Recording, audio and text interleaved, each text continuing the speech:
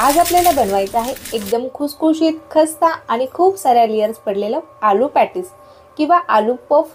आलू patties तयार करण्यासाठी मी या ठिकाणी 2 कप मैदा घेतलेला आहे। मैदा मी छान स्वच्छ असा चाळून घेतलेला आहे। यामध्ये आपल्याला अर्धा चमचा ओवा टाकून घ्यायचा आहे। ओवा थोडासा मी हातावरती चोळून घेतलेला आहे, त्यामुळे ओव्याचं जे फ्लेवर आहे ते मैद्यामध्ये व्यवस्थित असं उतरेल। सोबतच मी यामध्ये चवीनुसार मीठ टाकून घेतलेलं आहे। आलू पॅटीस एकदम छान खस्ता आणि कुरकुरीत होण्यासाठी यामध्ये आपल्याला तेलाचं मोहन देखील टाकून घ्यायचं आहे। तर पोहे खायचा जो मोठा चमचा असतो त्या चमच्याने मी यामध्ये 2 मोठे चमचे तेल टाकून घेतलेलं आहे। तेल आपण या ठिकाणी गरम केलेलं नाहीये, साधंच तेल मी या ठिकाणी वापरलेलं आहे। तेलाच्या ऐवजी तुम्ही या ठिकाणी तुपाचा देखील वापर करू शकता। तूप जर तुम्हाला यामध्ये टाकायचं असेल तर 2 मोठे चमचे भरून तुम्ही तूप यामध्ये टाकून घ्या। मैद्यामध्ये आपण तेल टाकून घेतलेलं आहे। आता मैदा आणि तेल आपल्याला हाताने चोळून छान असा मिक्स करून घ्यायचा आहे। याचा छान एक गोळा तयार होत आहे। थोडं थोडं पाणी टाकत आपल्याला हा मैदा छान असा मळून घ्यायचा आहे। मैदा एकदम घट्ट न मळता थोडासा पातळ आपल्याला मळून घ्यायचा आहे। अशा पद्धतीने आपण हा मैदा मळून घेतलेला आहे। आता हे पीठ भिजण्यासाठी आपल्याला याला झाकून साईडला ठेवून द्यायचं आहे। 20 मिनिट मी हे पीठ झाकून ठेवणार आहे। यावरती एक झाकण ठेवून मी या पीठाला साईडला ठेवून देत आहे।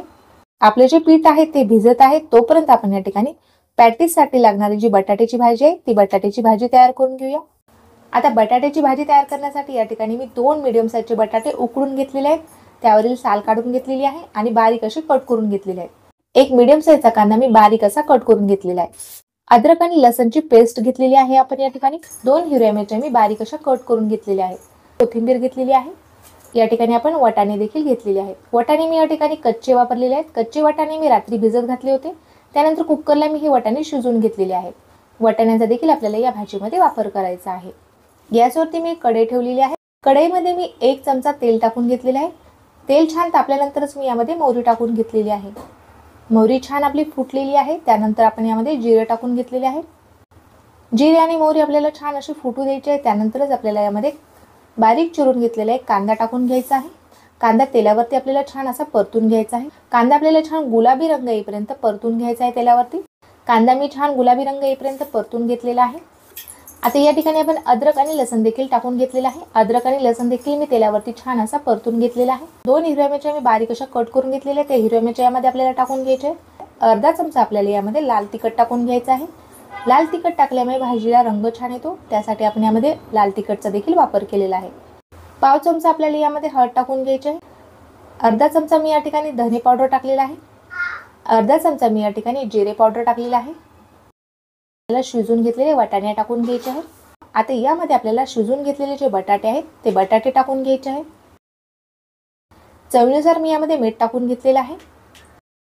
बटाट्याची भाजी आपल्याला छान अशी मिक्स करून घ्यायची आहे। बटाटे आपले शिजलेले आहेत। यामध्ये आपण जे मसाले टाकून घेतलेले आहेत ते भाजीमध्ये व्यवस्थित असे मिक्स होण्यासाठी भाजीला आपल्याला एक छान अशी वाफ काढून घ्यायची आहे। बारीक चिरून घेतलेली कोथिंबीर मी यामध्ये टाकून घेत आहे। बटाट्याची भाजी मी छान अशी मिक्स करून घेतलेली आहे। सगळ्यात शेवटी आपल्याला अर्धा चमचा चाट मसाला टाकून घ्यायचा आहे। चाट मसाला टाकल्यामुळे आपल्या भाजीला छान चटपटीत अशी चव येते। चाट मसाला टाकल्यानंतर आपण भाजीला परत एकदा छान मिक्स करून घेतलेला आहे। आपली जी बटाट्याची भाजी आहे ती भाजी तयार झालेली आहे। पॅटीसला खूप साऱ्या लेयर्स पडण्यासाठी आपल्याला या ठिकाणी एक साठा तयार करून घ्यायचा आहे। एका वाटीमध्ये मी 2 मोठे चमचे तेल घेतलेले आहे। यामध्ये आपल्याला 3 चमचे कॉर्नफ्लॉवर टाकून घ्यायचं आहे। 1 चमचा मी या ठिकाणी मैदा टाकून घेतलेला आहे। कॉर्नफ्लॉवर टाकल्यामुळे पॅटीसला खूप साऱ्या लेयर्स पडतात। तुमच्याकडे जर कॉर्नफ्लॉवर असेल तर कॉर्नफ्लॉवरचा वापर नक्कीच करा।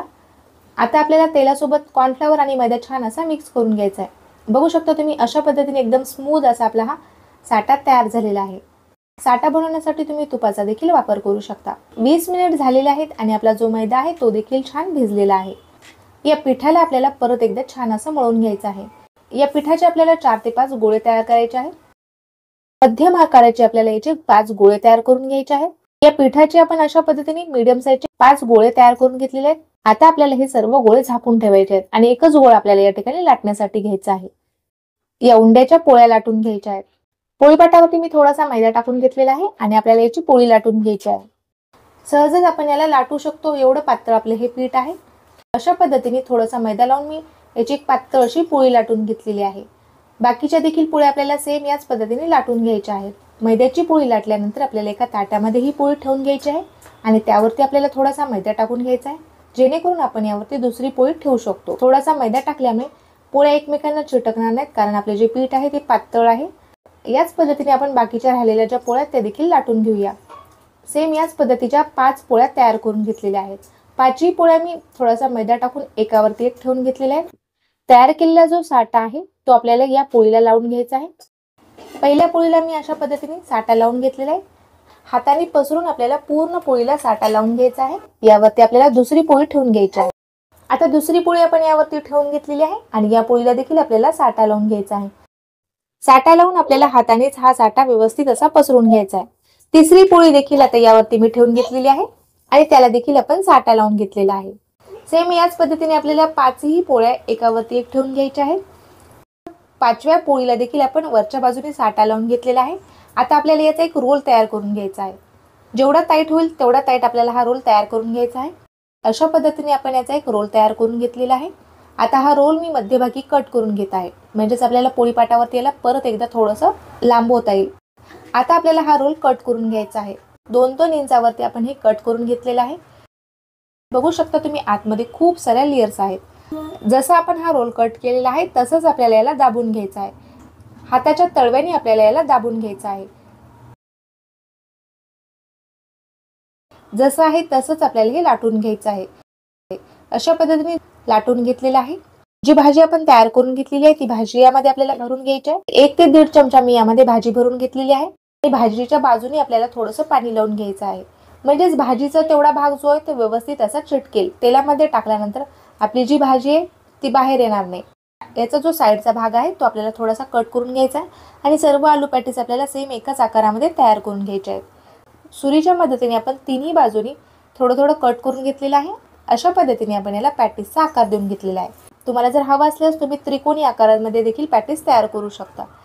अशा पद्धतीने आपण ही पॅटीस तयार करून घेतलेला आहे. बाकीचे जे पॅटीस आहेत ते देखील आपण सेम याच पद्धतीने तयार करून घेऊया. आणखीन एक पॅटीस आपण या ठिकाणी तयार करून बघूया. यामध्ये आपल्याला बटाट्याची भाजी भरून घ्यायची आहे आणि भाजीच्या बाजूला आपल्याला थोडंसं पाणी लावून घ्यायचं आहे. परत आपल्याला याला बंद करून घ्यायचं आहे. याच्या साईडने आपल्याला थोडंसं दाब देऊन बंद करून घ्यायचं आहे.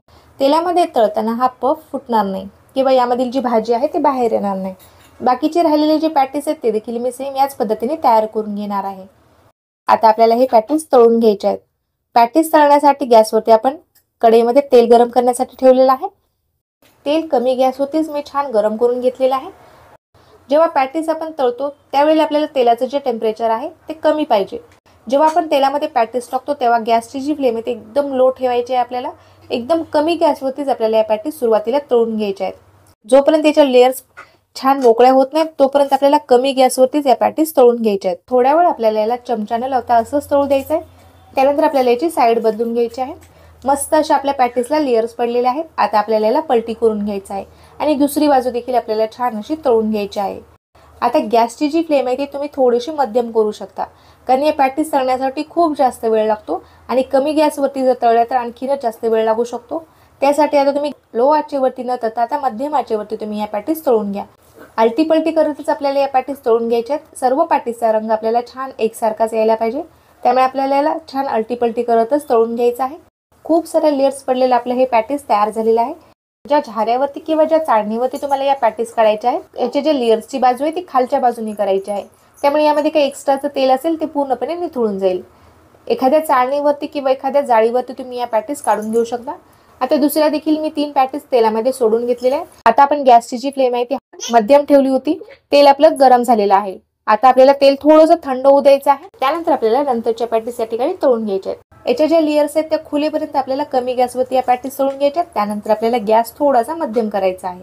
तेलामध्ये टाकलेल्या दुसऱ्या जे पॅटीस आहेत त्या देखील तुम्ही बघू शकता. याला देखील छान अशा लेयर्स पडलेल्या आहेत. सर्व पॅटीस मी या ठिकाणी तळून घेणार आहे. 2 कप मैद्यामध्ये या आकाराच्या आपल्या 11 पॅटीस तयार होतात. एकदम कुरकुरीत, खस्ता आणि खुसखुशीत अशा आपल्या या पॅटीस तयार झालेल्या आहेत. मार्केटमध्ये मिळते त्यापेक्षा घरी केलेली आलू पॅटीस खूप मस्त अशी तयार होते. तळण्यासाठी आपण चांगल्या तेलाचा वापर केलेला असतो. त्याचबरोबर आपण स्वच्छतेची देखील तेवढीच काळजी घेतो. तर तुम्हाला मी एक पॅटीस तोडून देखील दाखवत आहे. बघू शकता तुम्ही एकदम खस्ता कुरकुरीत अशी आपली ही आलू पॅटीस तयार झालेली आहे. आणि आतमधील तुम्ही लेयर्स बघू शकतात. खूप साऱ्या लेयर्स पडलेल्या आहेत. यामध्ये भाजी देखील आपण यामध्ये भरपूर अशी भरलेली आहे. तुम्हाला आजची ही रेसिपी कशी वाटली ते मला कमेंट करून नक्कीच कळवा. व्हिडिओ जर आवडला असेल तर व्हिडिओला लाईक करा. अशाच नवनवीन रेसिपी बघण्यासाठी चॅनलला सबस्क्राईब करा। भेटूया तशीच एका छानशा आणि नवीन रेसिपी सोबत। तोपर्यंत धन्यवाद।